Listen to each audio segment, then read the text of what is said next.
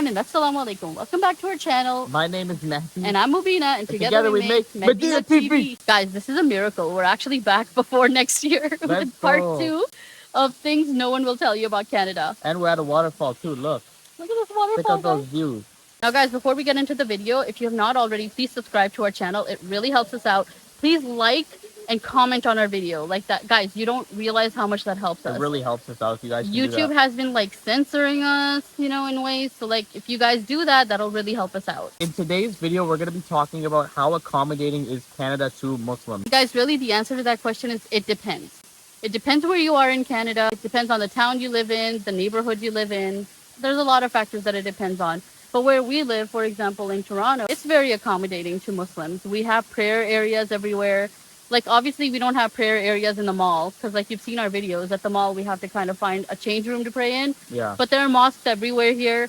In terms of halal food, there's a lot of halal food here. Halal restaurants everywhere. Lots of shawarma spots, especially in certain places. A lot of shawarma spots. Like, a little too many. Getting more and more halal grocery stores, which is nice. But keep in mind, this is in the major cities. When you start moving outside the major cities like Toronto, it becomes harder and harder to find places like mosques to find halal food. Like, good luck finding halal food in like up north or somewhere outside the city. It's actually really hard.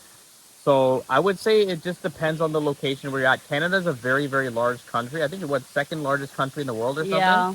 So there's a lot of places where you wouldn't be able to find this stuff. So just keep that in mind. If you are moving to Canada and you're a Muslim, you want to find a place with halal stuff, you got to go to the major cities like Toronto and probably like Vancouver, places like that will have it.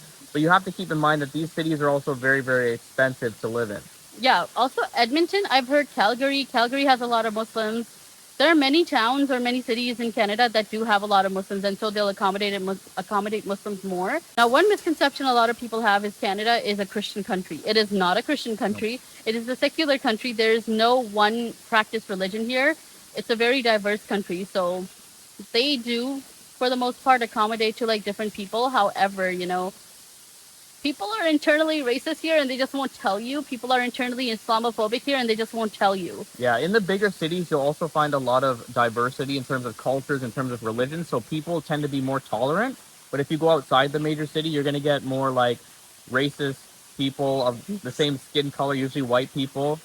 You're a white guy. Yeah, but you'll find people are either really, really sweet, accommodating, and kind of like let people do their thing, whatever. And then you'll find other people who are prejudiced or racist, but they won't say it to your face or kind of talk about it behind closed doors. Yeah, I mean, guys, if you see our comment section with like a lot of Canadians telling us to go back to our country, there are a lot of people like that here. They just won't tell you to your face. They hide it. So I feel like that's kind of scarier because you don't know what to expect with people. Like, I remember there was this one time I was at work. I was doing that door-to-door job that I used to do before, and somebody started following me. They started saying slurs. And I was so scared.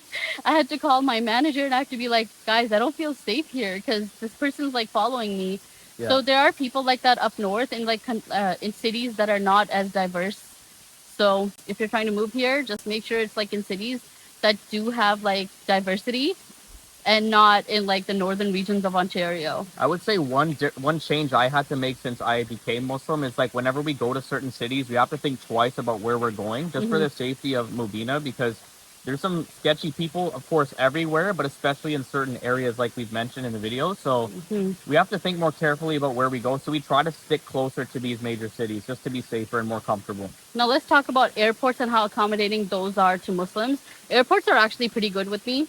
I felt very comfortable at the airport every time I've been there. I don't think I've ever had a bad experience in a Canadian airport. Never. Yeah. But also I've only been to the airport in Toronto and not anywhere else. So I'm only speaking from my experience in Toronto. But my experience has been better in Canadian airports than it has been in Middle Eastern airports. One benefit, though, if you go outside the major cities, you get really nice nature like this. It's so pretty. We have really nice spots like this. Niagara Falls isn't the only waterfall here in Ontario. We have like a lot of waterfalls, especially Hamilton has over 100 waterfalls. So if you're coming to Canada, make sure to come to Hamilton. Now guys, if you've made it this far, please type waterfall in the comments before you comment anything. And now guys, that's it for the video. If you guys have not already, please subscribe. I'm telling you guys again, subscribe to our channel. Until next time, assalamu alaikum and bye guys.